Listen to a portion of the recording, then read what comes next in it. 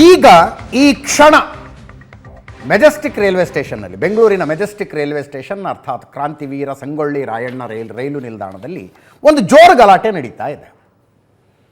ರಾಜಸ್ಥಾನದಿಂದ Mysuru express ಟ್ರೇನಿಗೆ ಒಂದು 90 box ಬಂದಿದ್ದಾವೆ.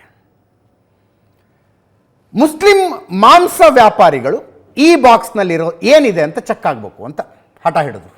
ಏನಿದೆ ಇದರಲ್ಲಿ ಚೆಕ್ ಆಗಲಿ ಅಂತ. ಅವರ ಜೊತೆಗೆ ಹಿಂದೂ ಸಂಘಟನೆಯ ಕೆಲವರು ಸೇರ್ಕೊಂಡ್ರು. ಅಪರೂಪದ ಕಾಂಬಿನೇಷನ್ ಇದು, ಅಪರೂಪದ ಏನಿದೆ ಇದರಲ್ಲಿ ಚೆಕ್ ಮಾಡಿ ಅಂತ. ಚೆಕ್ ಮಾಡಿ ಅಂತ ಹಠ ಹಿಡಿದಿರೋದು ಈಗಲ್ಲ. ಅವರು 6 ತಿಂಗಳಿಂದ ಅವರು ಕಂಪ್ಲೇಂಟ್ ಹಿಡ್ಕೊಂಡು ಎಲ್ಲ ಕಡೆ ಓಡಾಡ್ತಿದ್ದಾರೆ. ರಾಜಸ್ಥಾನದಿಂದ ಮಾಂಸ ಬರ್ತಾ ಇದೆ, ಅದು ಚೆಕ್ ಆಗಬೇಕು ಅಂತ. ಏನು ಚೆಕ್ ಆಗಬೇಕು, ಯಾಕೆ ಚೆಕ್ ಆಗಬೇಕು? ಅವರಿಗೆ ಅವರದ್ದೇ ಆದ ಸಂಶಯಗಳಿದ್ದಾವೆ. ಅವ್ರು ಹೇಳಿದ್ಮೇಲೆ ಗೊತ್ತಾಗಿದ್ದು ನನಗೆ. ಎಷ್ಟು 750 800 850 ತನಕ ಮಟನ್ ರೇಟ್ ಇದೆ 1 kgಗೆ. ಬಟ್ ಇವರು 600 ರೂಪಾಯಿ ಕೊಡ್ತಾರೆ. ರಾಜಸ್ಥಾನದಿಂದ ಇಲ್ಲಿಗೆ ತರಿಸ್ಕೊಂಡು 600 ರೂಪಾಯಿ ಕೊಡ್ತಾರೆ. ಜೊತೆಗೆ ಅವ್ರನ್ನೇ ಕೇಳೋಣ, ಈಗ ಇರ್ತಾರೆ ಅವರು, ಲೈವ್ನಲ್ಲಿ ಇರ್ತಾರೆ ನಮ್ಮ ಜೊತೆಗೆ. ಒಂದು ಪ್ರಾಣಿಯನ್ನು ವಧಿಸಿದ ನಂತರ, ಕತ್ತರಿಸಿದ ನಂತರ 16 ಗಂಟೆಯಲ್ಲಿ ಆ ಮಾಂಸ ಸೇವನೆ ಆಗಬೇಕು ಅಂತ ನಿಯಮ ಹೇಳುತ್ತಂತೆ. 16 ತಾಸು. ರಾಜಸ್ಥಾನದಿಂದ ಇಲ್ಲಿಗೆ ಬಂದು ಇಲ್ಲಿ ಸೇವನೆ ಆಗುವಷ್ಟರಲ್ಲಿ ಗಂಟೆಗಳಲ್ಲಿ ಎಷ್ಟು ದಿನ ಹೋಗಿರುತ್ತೆ ಅನ್ನೋದು ಪ್ರಶ್ನೆ. ಅನೇಕ ಫುಡ್ ಸೇಫ್ಟಿ ನಾರ್ಮ್ಗಳು ವಯೋಲೇಟ್ ಆಗ್ತಾ ಇದ್ದಾವೆ. ಜೊತೆಗೆ ಆ ಮಾಂಸ ಯಾವುದು ಅನ್ನೋ ಚೆಕ್ ಮಾಡಿ ಅಂತಾರೆ ಅವರು. ನೇರ ಆರೋಪ ಅಲ್ಲ ಅದು. ನಾಯಿ ಮಾಂಸನ ಇದು, ನಾಯಿ ಚೆಕ್ ಮಾಡಿ ಫಸ್ಟು ಅಂತಾರೆ ಅವರು. ಈ ಆಗ್ರಹವನ್ನು ಮಾಡಿಕೊಂಡು ಹೆಚ್ಚು ಕಡಿಮೆ 6 ತಿಂಗಳಿಂದ BBMP, ಹೆಲ್ತ್ ಡಿಪಾರ್ಟ್ಮೆಂಟು, ಆಹಾರ ಇಲಾಖೆ ಎಲ್ಲ ಕಡೆ ಓಡಾಡಿ ಬೇಸತ್ತವರು ಇವತ್ತು ಅಟಕಾಯಿಸ್ಕೊಂಡ್ರಲ್ಲಿ. ಓಪನ್ ಮಾಡಬೇಕಿದ್ನ ಅಂತ. ಓಪನ್ ಮಾಡಿದ್ರೆ ಅದನ್ನ ಕಾರ್ಕಸ್ ಅಂತ ಕರೀತಾರಂತೆ. ಅದರ ಬಾಲ ಅನೇಕರಲ್ಲಿ ಸಂಶಯವನ್ನು ಉಂಟು ಮಾಡ್ತು. ಇದೇನಿದು, ಇಷ್ಟು ಉದ್ದ ಬಾಲ ಯಾವ ಕುರಿಗಿರುತ್ತೆ ಅಂತ. ನಾವು ಆರೋಪ ಮಾಡ್ತಿಲ್ಲ.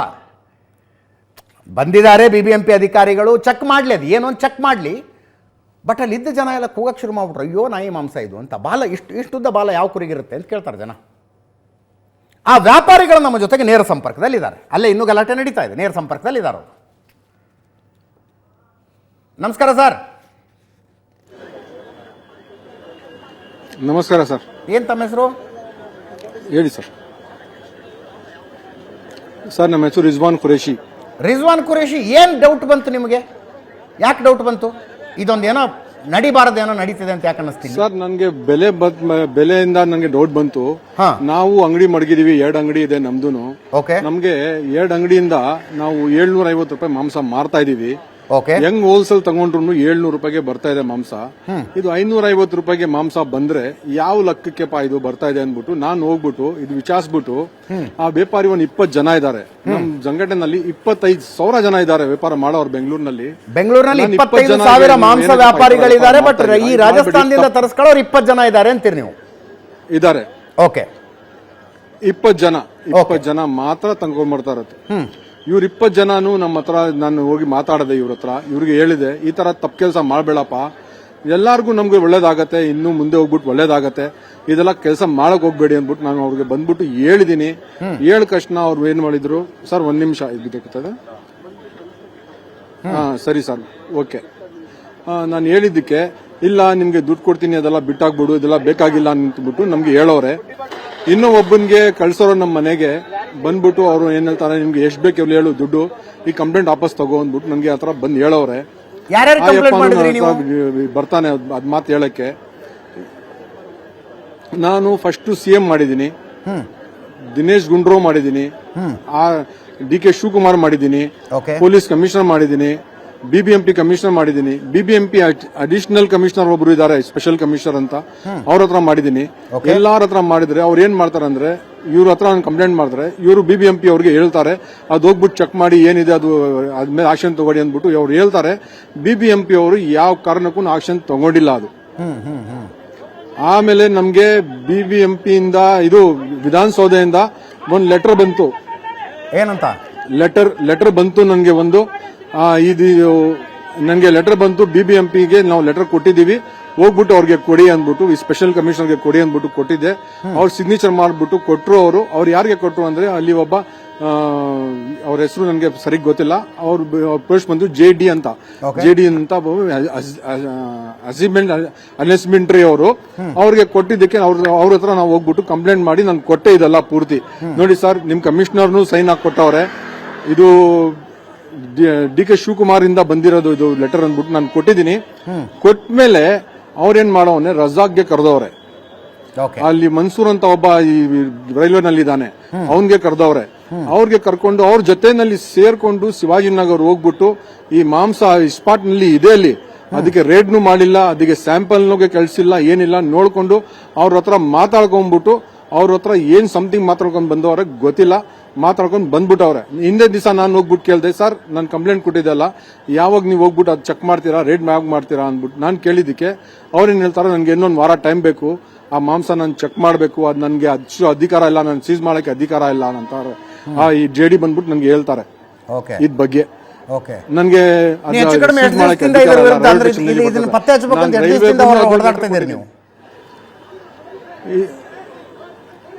ನಾನು 6 ತಿಂಗಳಿಂದ ಓಡಾಡ್ತಾ ಇದ್ದೀನಿ ಸರ್.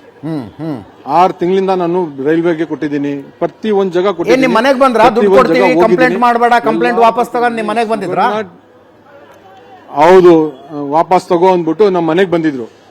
12 ಜನ ಬಂದಿದ್ರು ರಾತ್ರಿ 11 ಗಂಟೆಗೆ ನಮ್ಮ ಮನೆಗೆ ಬಂದ್ಬಿಟ್ಟು ನಮ್ ಕಂಪ್ಲೇಂಟ್ ವಾಪಸ್ ತಗೊಂಡು ಇದೆಲ್ಲ ನೀನ್ ಮಾಡಕ್ ಹೋಗ್ಬೇಡ ಅಂದ್ಬಿಟ್ಟು ಹೇಳವ್ರೆ.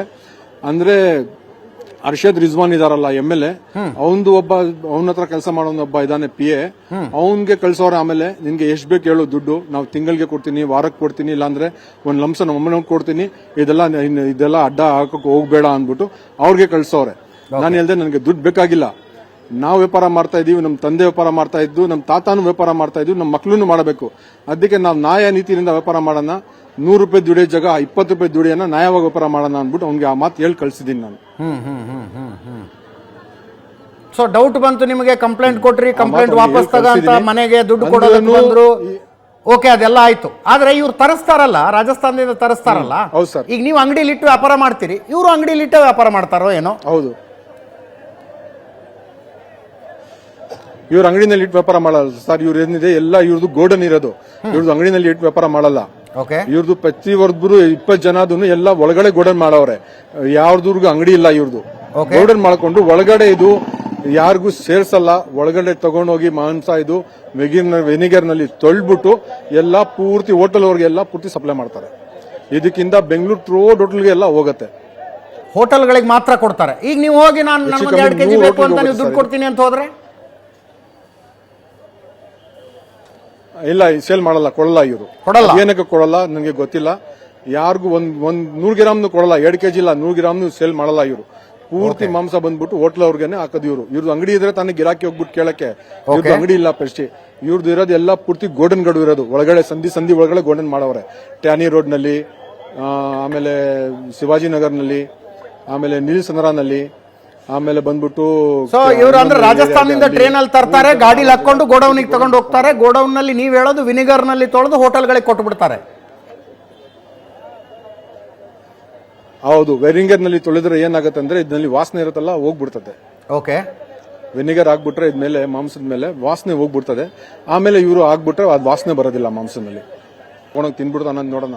ಅಂದ್ರೆ ಕುರಿ ಮೇಕೆ ಮಾಂಸನೋ ಅಥವಾ ಇನ್ಯಾವ್ದವ್ರದ್ದು ಮಾಂಸನೋ, ಕೆಲವರು ಹೇಳ್ತಿರುವಾಗ ಬಾಲ ಉದ್ದಿತ್ತು, ನಾಯಿ ಮಾಂಸ ಅದು ಅಂತಾರೆ. ಅದೆಲ್ಲ ಲ್ಯಾಬ್ ನಲ್ಲಿ ಟೆಸ್ಟ್ ಆಗ್ಲಿ, ರಿಪೋರ್ಟ್ ಬರ್ಲಿ. ಅದು ನೀವ್ ಹೇಳೋದು ಅಂದ್ರೆ ನಿಯಮ ಉಲ್ಲಂಘನೆ ಆಗ್ತಾ ಇರೋದು 5 ದಿವಸದ ಹಿಂದಿಂದಿದ್ದು ಅಂತ ರಿಪೋರ್ಟ್ ಬರ್ಲಿ. ಹೌದು, ಇದು ಮಂಗಳವಾರ ಬಿಟ್ಟಿರೋದು ಗಾಡಿ, ಮಂಗಳವಾರ ಮರಿ ಕೊಯ್ದಿರೋದು, ಬುಧವಾರ ಗಾಡಿ ಬಿಟ್ಟಿರೋದು, ಇವತ್ತು ಸಾಯಂಕಾಲ ಇಲ್ಲಿ ಗಾಡಿ ಬಂದಿರೋದು. ಈ ಮುಂಚೆನೂ ನೀವು ಹಿಂಗ್ ನಿಲ್ಸಿ ಚೆಕ್ ಮಾಡೋ ಪ್ರಯತ್ನ ಮಾಡಿದ್ರಾ, ಬಾಕ್ಸ್ ಓಪನ್ ಮಾಡೋ ನೋಡೋಣ ಅಂತ? ಸರ್, ಇದಕ್ಕೆ ಮುಂಚೆ ನಾವು ಹೋಗ್ಬಿಟ್ಟು ರೈಲ್ವೆ ಸ್ಟೇಷನ್ ನಲ್ಲಿ BBMP ಆಫೀಸರ್ಗೂ ಪೊಲೀಸ್ ಡಿಪಾರ್ಟ್ಮೆಂಟ್ ಅವ್ರಿಗೆ ಕರ್ಕೊಂಡು ನಾನು ಹೋಗಿದ್ದೆ BBMP ರೈಲ್ವೆ ಸ್ಟೇಷನ್ಗೆ ಚೆಕ್ ಮಾಡಕ್ಕೆ. ಅಲ್ಲಿನ ಅಬ್ದುಲ್ ರಜಾಕ್ ಬಂದ್ಬಿಟ್ಟು ಗಲಾಟೆ ಮಾಡ್ದ, ಈ ಮಾಂಸ ನಾನು ಬಿಡೋದಿಲ್ಲ, ಚೆಕ್ ಮಾಡೋದಿಬಾರ್ದು, ಇದು ನಂದು ಮಾಂಸ, ನಾನ್ ತರಿಸ್ತಾ ಇರೋದು, ನನ್ನ ಹತ್ರ ಲೈಸೆನ್ಸ್ ಇದೆ, ನನ್ನ ಹತ್ರ BBMP ಲೈಸೆನ್ಸ್ ಇದೆ, FSSC ಲೈಸೆನ್ಸ್ ಇದೆ ಅಂತಾರೆ. BBMP ಅವರು SSC ಲೈಸೆನ್ಸ್ ಅವರು ನಿಮ್ಗೆ ಮಾಂಸ ತರಸಕ್ಕೆ ಕೊಟ್ಟವರ ಲೈಸೆನ್ಸ್, ಮಾರಕ್ಕೆ ಕೊಟ್ಟವರ? ಓಕೆ, ಯಾವ ಕಾನೂನು ಬಗ್ಗೆ ನೀನು ಹೋದ್ರು ಮಾರಕ್ಕೆ ಲೈಸೆನ್ಸ್ ಕೊಟ್ಟಿರೋದು ನಿನ್ಗೆ ಅಲ್ಲಿಂದ ತಗೊಂಬಾರಪ್ಪ, ನೀನು ಬಾಕ್ಸ್ ನಲ್ಲಿ ಹಾಕೊಂಬ, ನೀನು ಐಸ್ ನಲ್ಲಿ ಹಾಕೊಂಬ, ಟ್ರೈನ್ ನಲ್ಲಿ ಹಾಕೊಂಬ, ನಾವು ಅಂದ್ಬಿಟ್ಟು ಅವ್ರು ಏನ್ ಲೈಸೆನ್ಸ್ ಕೊಟ್ಟಿಲ್ಲ ಇವ್ನು ಹೇಳ್ತಾ ಇದ್ದಾನೆ ನಮ್ಮ ಹತ್ರ ಎಲ್ಲ ಲೈಸೆನ್ಸ್ ಇದೆ, ನಾವು ಟ್ಯಾಕ್ಸ್ ಕಟ್ತೀವಿ, ನಾವು ಇದ್ ಮಾಡ್ತೀವಿ ಅದ್ ಮಾಡ್ಬಿಡ್ತೀವಿ, ಎಲ್ಲ ಸುಳ್ಳು ಮಾತದು. ಇವ್ರ ಹತ್ರ ಲೈಸೆನ್ಸ್ ಇರ್ಬೋದು, ಅಂದ್ರೆ ಏನ್ ಲೈಸೆನ್ಸ್ ಇದೆ ಅಂದ್ರೆ ಇವ್ರಿಗೆ ಮಾಂಸ ಮಾರಕ್ಕೆ ಲೈಸೆನ್ಸ್ ಇರೋದು. ಅಲ್ಲ ಈಗ ಇವ್ರ ಹತ್ರ ನಾನು ಗೊತ್ತಿಲ್ಲದೆ ಕೇಳ್ತಾ ಇದ್ದೀನಿ, ನಿಯಮ ಏನ್ ಹೇಳುತ್ತೆ, ಕಾನೂನು ಏನ್ ಹೇಳುತ್ತೆ? ನೀವು ಹೊರ ರಾಜ್ಯದಿಂದ ಎಲ್ಲಿಂದಾರೋ ಒಂದ್ ಕಡೆ ತರಿಸ್ಬೇಕು ಅಂದ್ರೆ ಅದಕ್ಕೊಂದು ಸಪರೇಟ್ ಲೈಸೆನ್ಸ್ ಇರುತ್ತಾ? ನಾವು ತರಿಸ್ತೀವಿ, ಮಾರ್ತೀವಿ, ವ್ಯಾಪಾರ ಮಾಡ್ತೀವಿ ಅಂದ್ರೆ ಇಲ್ಲ, ಲೈಸೆನ್ಸ್ ಯಾರು ಕೊಡಲ್ಲ ಸರ್. ಇಂಡಿಯಾನಲ್ಲಿ ಕಾನೂನಿಲ್ಲ ಆ ತರ ಲೈಸೆನ್ಸ್ ಕೊಡಕ್ಕೆ ನಿಮ್ಗೆ. ಮತ್ತೆ ಫಾರಿನ್ ಅದಕ್ಕೆ ಬೇಕಂದ್ರೆ ನಿಮ್ಗೆ ಒಂದ್ ದೊಡ್ಡ ಕಂಪನಿ ಇರಬೇಕು, ಎಕ್ಸ್ಪೋರ್ಟ್ ಮಾಡೋದು ಲೈಸೆನ್ಸ್ ಬೇಕು ಸರ್. ಎಕ್ಸ್ಪೋರ್ಟ್ ಮಾಡಕ್ಕೆ ಲೈಸೆನ್ಸ್ ಬೇಕು, ಅದಕ್ಕೆ ಕಂಪನಿ ಇರಬೇಕು, ಹೈಜಿನಿಕ್ ಇರಬೇಕು, ಅದಕ್ಕೆ ಫ್ರೋಜನ್ ಮಾಡ್ತಾರಲ್ಲ ಅದೇ ಮಾಂಸ ಎಕ್ಸ್ಪೋರ್ಟ್ ಮಾಡಬೇಕಾಗಿರೋದು. ಫ್ರೋಜನ್ ಇಲ್ಲ ಅಂದ್ರೆ ಯಾವ ಮಾಂಸ ಎಕ್ಸ್ಪೋರ್ಟ್ ಮಾಡಕ್ಕೆ ಚಾನ್ಸೇ ಇಲ್ಲ. ಮತ್ತೆ ಇದು ಐಸ್ ಬಾಕ್ಸ್ ಅಲ್ಲಿ ತಂದಿದ್ದಾರೆ, ಇದು ಫ್ರೋಜನ್ ಅಲ್ವಾ? ಇಲ್ಲ, ಫ್ರೋಜನ್ ಇಲ್ಲ. ಇದು ಬೇರೆ ಥರ್ಮಾಕೋಲ್ ಬಾಕ್ಸ್ ನಲ್ಲಿ ಇವ್ರು ಐಸ್ ಆಗ್ಬಿಟ್ಟು ತಗೊಂಡ್ಬಂದಿರೋದು. ಅದು ಯಾವ್ದು ನಿಮ್ಗೆ ಇಂಡಿಯಾನಲ್ಲಿ ಯಾವ ಕಾನೂನು ಕೊಡಲ್ಲ ಈ ತರ ಮಾಂಸ ಮಾರಕ್ಕೆ, ಯಾವ್ದು ಕಾನೂನೇ ಇಲ್ಲ ಅದಕ್ಕೆ. ಫ್ರೋಜನ್ ಮಾಂಸ ಅಂದ್ರೆ ಅದು ಫ್ರೋಜನ್ ಬ್ಲಾಸ್ಟ್ ಮಾಡ್ತಾರೆ, ಅದು ಐಸ್ ನಲ್ಲಿ ಐಸ್ ನಲ್ಲಿ ಹಾಕಲ್ಲ, ಅದು ಡೀಪ್ ಫ್ರೀಜ್ ನಲ್ಲಿ ಹಾಕ್ಬಿಟ್ಟು ಅದು ಫ್ರೋಜನ್ ಮಾಡ್ಬಿಟ್ರೆ ಅದು ಕಲ್ ತರ ಆಗ್ಬಿಡ್ತದೆ. ಅದಕ್ಕೆ ಕಂಪನಿ ವ್ಯಾಲಿಡಿಟಿ ಕೊಡ್ತಾರೆ ಇಷ್ಟು ತಿಂಗಳು ಅಂದ್ಬಿಟ್ಟು, ಅದು ಮಾಂಸ ಬಂದ್ಬಿಟ್ಟು ನೀವು ಮಾರಕ್ಕೆ ಚಾನ್ಸ್ ಇರ್ತದೆ. ಅದು ಕಂಪನಿದು ಇರಬೇಕು. ಇದನ್ನ ಮನುಷ್ಯರು ತಿನ್ನಬಾರ್ದು ಅಂತ ಅಂದ್ರೆ ಅಷ್ಟು ದಿವಸ ಆದ್ಮೇಲೆ ಮನುಷ್ಯರು ತಿನ್ನಬಾರ್ದು ಇದನ್ನ ಅಂತೀರಿ ನೀವು? ಸರ್ ಒಂದ್ ನಿಮಿಷ ಒಂದು ಹೇಳಿ ಸರ್. ಅಲ್ಲ, ಇದನ್ನ ಮನುಷ್ಯರು ತಿನ್ನೋದಕ್ಕೆ ಆಗೋದಿಲ್ಲ, ತಿನ್ನಬಾರ್ದು ಅಂತೀರಿ ನೀವು, ಒಳ್ಳೇದಲ್ಲ ಇದು ಆರೋಗ್ಯಕ್ಕೆ ಅಂತ. ಹಲೋ ಸರ್, ನನ್ನ ವಾಯ್ಸ್ ಕೇಳಿಸ್ತಿಲ್ವಾ ಸರ್? ನಿಮ್ ವಾಯ್ಸ್ ಬರ್ತಾ ಇಲ್ಲ ಸರ್. ಎಸ್, ಇಲ್ಲಿ ಒಟ್ಟಾರೆ ಡೌಟ್ ಯಾಕೆ ಬಂದಿದ್ದಂದರೆ, ಅಬ್ದುಲ್ ರಜಾಕು ನೀವು ನೋಡಿರ್ತೀರಿ, ನಮ್ಮ ಡಿಬೇಟ್ನಲ್ಲಿ ಬರುವಂಥ ಮನುಷ್ಯ, ನೇರವಾಗಿ ಈ ಬಿಸ್ನೆಸ್ಗೆ ಏನೂ ಸಂಬಂಧ ಇಲ್ಲ. ಬಾಕ್ಸ್ ತರಿಸ್ಕೊತಾ ಇರೋರು ಯಾರೋ, ಮಾರ್ತಾ ಇರೋರು ಯಾರೋ, ಈ ಮನುಷ್ಯ ಬಂದುಬಿಡ್ತಾನೆ ಅಲ್ಲಿ. ಈ ಮುಂಚೆಯೂ ಆಗಿದೆ ಇದು. ಡೌಟ್ ಯಾಕೆ ಬರೋದಂದರೆ ಬಾಕ್ಸ್ ಮಾತ್ರ ಓಪನ್ ಮಾಡೋಕ್ಕೆ ಬಿಡಲ್ಲ ಅಂತ. ಈ ಖುರೇಶಿ ಅಂತ ಮಾತಾಡ್ತಿದ್ರಲ್ಲ, ಇವ್ರ ಹತ್ರ ಹಳೇದೊಂದು ವಿಡಿಯೋ ಇದೆ, ಹಿಂದೂ ಒಂದ್ಸಲ ಈ ಗಲಾಟೆ ಆಗಿದೆ. ಬಾಕ್ಸ್ ಓಪನ್ ಮಾಡು ಅಂದ್ರೆ ನೋ, ಅದು ಯಾವನು ಬರ್ತಾನೆ ನೋಡೇ ಬಿಡ್ತೀನಿ ನಾನು, ಬಾಕ್ಸ್ ಅಂತೂ ಓಪನ್ ಮಾಡೋದಕ್ಕೆ ಬಿಡೋದಿಲ್ಲ. ಇವತ್ತು ಹಾಗೆ ಆಯಿತು, ಅಲ್ಲಿ ಸೇರಿದ ಜನ ಸೇರಿ ಒಂದು ಬಾಕ್ಸ್ ಓಪನ್ ಮಾಡಿಬಿಟ್ರು. ಆ ನಂತರ ಬಂದ ಅಬ್ದುಲ್ ರಜಾಕು, ಈ ಬಾಕ್ಸ್ ಮುಟ್ಟಿದ್ರೆ ಕೇಸ್ ಹಾಕ್ತೀನಿ ನಾನು ಅಂತಾನೆ. ಈ ಬಾಕ್ಸ್ ಮುಟ್ಟಿದ್ರೆ ಕೇಸ್ ಹಾಕ್ತೀನಿ ನಾನು, ಓಪನ್ ಅಲ್ಲ, ಮುಟ್ಟಂಗಿಲ್ಲ, ಓಪನ್ ಮಾಡಂಗಿಲ್ಲ. ಈಗ ನೋಡಿ, ಆರೋಗ್ಯ ಅಧಿಕಾರಿಗಳು ಬಂದಿದ್ದಾರೆ, ಬಾಕ್ಸ್ ಓಪನ್ ಮಾಡಿದ್ದಾರೆ, ಸೀಸ್ ಮಾಡ್ಕೊಂಡೋಗಿ ಟೆಸ್ಟ್ ಮಾಡ್ತಾರಂತೆ. ಲ್ಯಾಬಿಗೆ ಕಳಿಸ್ತಾರಂತೆ. ಖುರೇಶಿ ಅವರು ಮತ್ತೆ ನಮ್ಮ ಜೊತೆಗೆ ನೇರ ಸಂಪರ್ಕದಲ್ಲಿದ್ದಾರೆ. ಅವ್ರಿಗೆ ಸಂಶಯ ಬಂದಿದ್ದಿಷ್ಟೇ, 750 ರೂಪಾಯಿಗೆ ಒಂದು kg ಮಾರಿದ್ರು ನಾವು ಲಾಸ್ನಲ್ಲಿದ್ದೀವಿ, 550 ರೂಪಾಯಿ kg ಹೆಂಗೆ ಇವ್ರು ಮಾರ್ತಿದ್ದಾರೆ ಅಂತ. ಖುರೇಶಿ ಅವರೇ, ಕೆಲವರು ಹೇಳ್ತಾರೆ ರಾಜಸ್ಥಾನದಲ್ಲಿ ರೇಟೇ ಕಡಿಮೆ ಇದೆ ಬೇಸಿಕಲಿ ಅಂತ, ಹೌದಾ? ಕಟ್ಟಾಗಿಲ್ಲ, ಇನ್ನು ಮಾತಾಡ್ತಾ ಇದ್ದಾರೆ. ಖುರೇಶಿ ಅವ್ರು ಕೇಳಿಸ್ತಿದ್ಯಾ?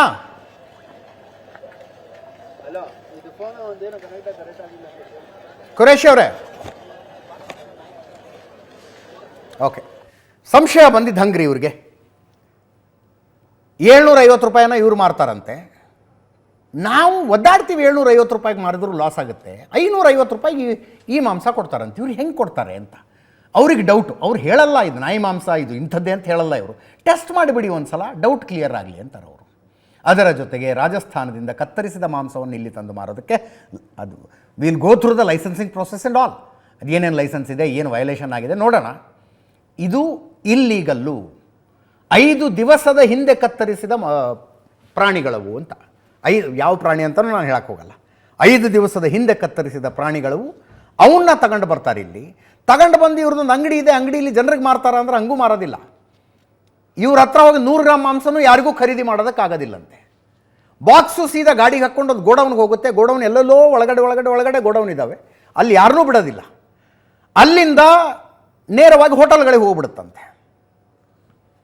ಈ ಟೋಟಲ್ ವ್ಯವಹಾರನೇ ಫಿಶಿ ಆಗಿದೆ ಅಂತ ಅವ್ರು ಹೇಳೋದು. ಟೋಟಲ್ ವ್ಯವಹಾರನೇ ಫಿಶಿ ಆಗಿದೆ. ಈಗ ನೋಡಿ ಬಂದಿದ್ದಾರೆ BBMP ಅವರು ಅನ್ಸುತ್ತೆ, ಆಹಾರ ಇಲಾಖೆಯವರು ಅನಿಸುತ್ತೆ. ಅಬ್ದುಲ್ ರಜಾಕ್ ಈ ಬಾಕ್ಸ್ ಮಾತ್ರ ಓಪನ್ ಮಾಡೋಕ್ಕೆ ಬಿಡಲ್ಲ ಅಂತ, ಮುಟ್ಟಿದ್ರೆ ಕೇಸ್ ಹಾಕ್ತೀನಿ ಈ ಬಾಕ್ಸ್ಗಳನ್ನು ಅಂತಾರೆ.